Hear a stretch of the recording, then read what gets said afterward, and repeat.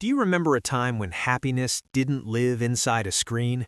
When childhood meant scraped knees, dusty shoes, and coming home only when the street lights turned on?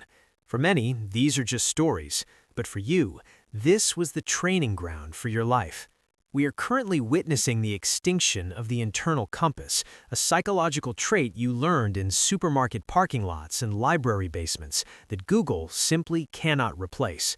You were born into a world that didn't constantly explain itself, and you learned by watching, by failing, and by getting back up without ever needing a round of applause. While the world is busy arguing about boomer politics and Gen Z aesthetics, the generation that actually built the digital world is quietly opting out of its noise.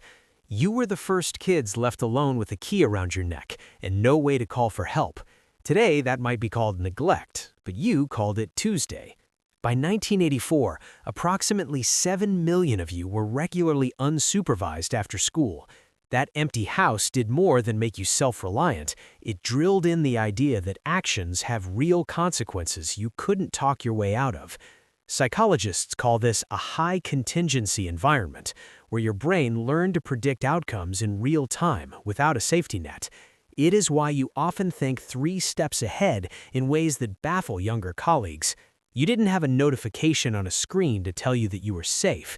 You had to build a feeling of safety in your own gut while waiting for your parents to come home. This was your first lesson in how to deal with the world without an adult there to settle the arguments or solve the problem. Your childhood was a series of lessons in anti-fragility. Think about the first time your bike chain slipped or your tire went flat. You didn't wait for a professional or software update. You flipped that bike upside down, got grease on your palms, and figured it out. You developed a mechanical intuition, a deep, quiet certainty that if something was broken, it was your job to understand why and how to fix it. Even your health was handled with a certain raw pragmatism. You likely remember the chickenpox party, where you were intentionally exposed to a virus to build immunity and just get it over with. These experiences taught you early on that hurt and damaged are 2 very different things. It created a mental toughness that allows you to survive change because you've lived through so much of it without a tutorial. This sense of self was formed in private, away from the constant noise of instant feedback. You grew up in a time when privacy was the norm, and being unseen was how you stayed safe. To you, broadcasting every meal or minor frustration online doesn't feel like connection, it feels like a risk.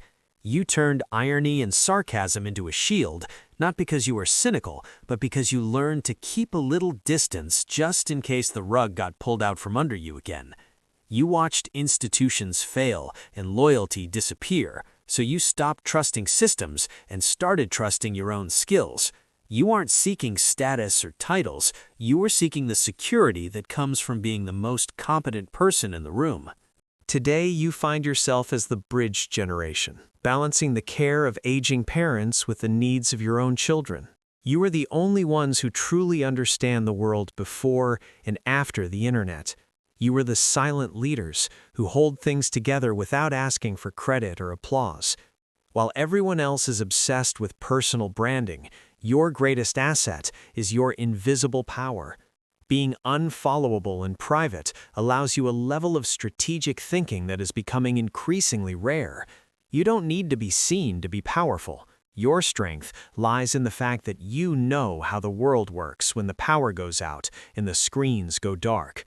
If you have been navigating by your own internal compass all these years, remember this: you aren't invisible. You are simply the only one who isn't lost.